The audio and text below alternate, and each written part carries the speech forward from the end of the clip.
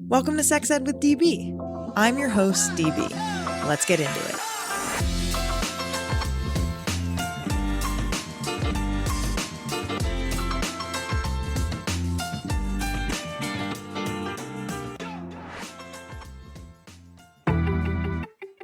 Hey there, pleasure seekers. It's Amy and April from the Shameless Sex Podcast, and we're super excited to invite you to our upcoming retreat. If you're feeling a bit stuck in your pleasure journey, our Desert Retreat for All is the perfect excuse to prioritize you and maybe spice up your partnership too. Join us from May 8th to 11th in our luxurious desert villa near Palm Springs, California for a rejuvenating 4-day all-inclusive escape. And it's sponsored by Magic Wand, y'all. We'll blend immersive pleasure workshops, poolside relaxation, and tons of fun activities in a safe, welcoming space. And just to be clear, this isn't a sex party or dating retreat, although we appreciate your adventurous vibe. It's all about discovering your unique pleasure blueprint without judgment. Whether you come solo, with a partner, or your besties, everyone is welcome in our pleasure paradise. Don't miss out on this life-changing experience. Head to shamelesssex.com and let your journey to shameless pleasure begin. Hello. Welcome to a special bonus episode of Sex Ed with DB. If you're here, you probably know that we just released an episode a few days ago with Jackie Rotman from the Center for Intimacy Justice about big tech suppression of sexual and reproductive health content. And today, I want to share something a little more personal, how this issue isn't just theoretical for me. It's real, it is frustrating, and it is something that I have personally been dealing with for years. So let's talk about it. Let's talk about what it's like to be a sex educator in the digital age and what happens when the platforms we rely on so dearly to reach people decide that our work is, quote, too inappropriate to be seen. This episode is all about my anger and my catharsis and being able to share with you how frustrating this has been. And if you have never met a sex educator who's been talking about this, I want you to hear it from me. Here is my experience with digital suppression for the past nearly 8 years. Holy shit, that I have been the showrunner for Sex Ed with DB. So I've been running Sex Ed with DB and working my ass off to create inclusive, medically accurate, fun, engaging sex education content for people who really need it, like young people, teens, people who are worried that they're pregnant, people who have never bought a sex toy, people who are concerned about the abortion bans in their state. Like there are real people out there who really need help. And I'm sure you can guess that this happens, or maybe you can't, but I'm here to tell you first. My posts get flagged. My account on Instagram, on TikTok, on YouTube, everywhere gets shadow banned. I have been put on lists that tell the algorithm not to show my content to non-followers. And sometimes my posts are just straight up deleted. I get like ban notices and flags and warnings, and my posts are just removed. And I'm not talking about explicit content here. I'm talking about things like how to use a condom properly, education around sex toys, why lube is important for pleasure and safety, facts about birth control, STI prevention, the kind of basic science-backed life-saving information that people of all ages need access to.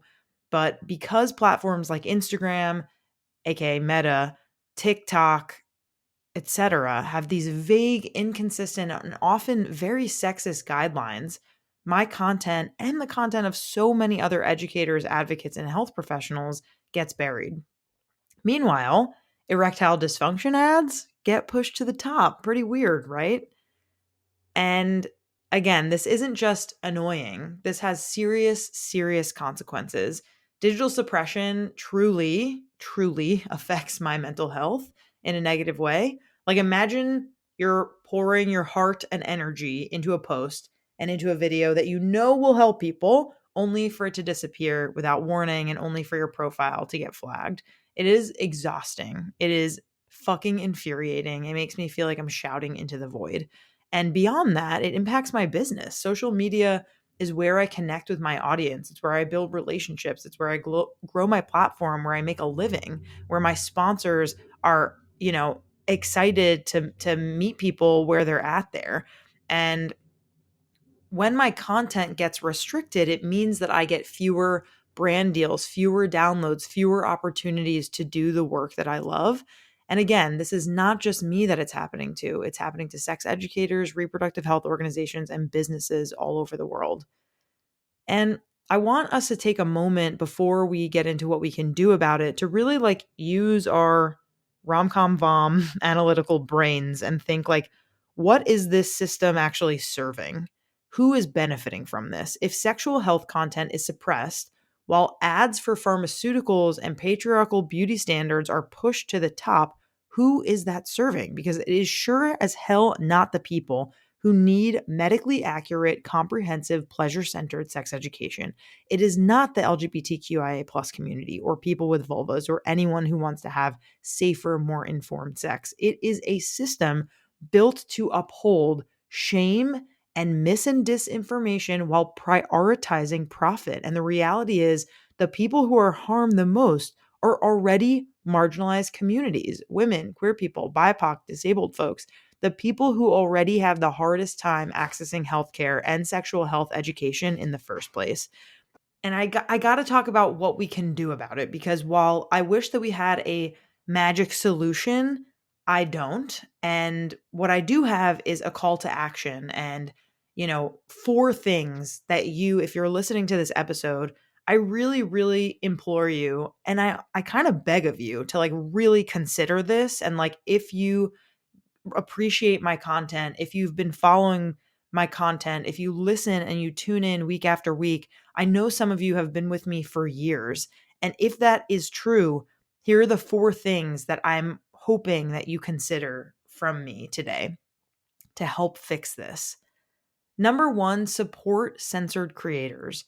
Follow, engage, share their content. The more you interact with our posts, the more the algorithm sees that people want this information. So please, please, please interact with us online. Number 2 is push back, advocate for change. Contact these platforms, email them, demand better policies. Number 3, find alternative ways to learn. If you follow organizations like the Center for Intimacy Justice, Planned Parenthood, Advocates for Youth, join my IG broadcast channel where I can share more directly with you. Every time that you are able to subvert kind of the norm and actively fight back and really be able to engage with these organizations that are doing an excellent job in getting sex education out to you, the better. And the 4th thing is talk about it. The more that we call this out, the harder it becomes for platforms to pretend that this isn't happening. I know that things feel really overwhelming with the news and everything that's going on with our current administration and the horrificness of everything. But if we just kind of bow out of it all, that's how they win. And so if you want to make this your one thing that you want to talk to your friends about, if they don't want to talk about the news, talk about sex, talk about sex ed, sexual health, and include this in the conversation. Some final thoughts that I want to share with you.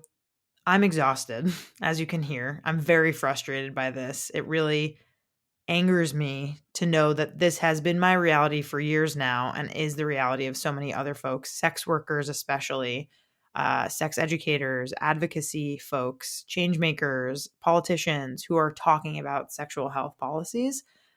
But I am not giving up, and I don't want you to either, because sex education and sexual health is a right, and I will keep fighting to make sure that that right isn't erased by an algorithm. Thank you so much for listening.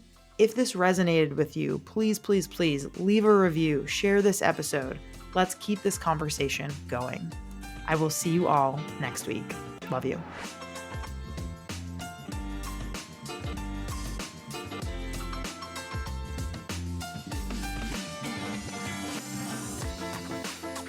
Our creator, host, and executive producer is me, Danielle Bezalel, aka DB. Our producer is Sadie Lidji. Our communications lead is Cathren Cohen.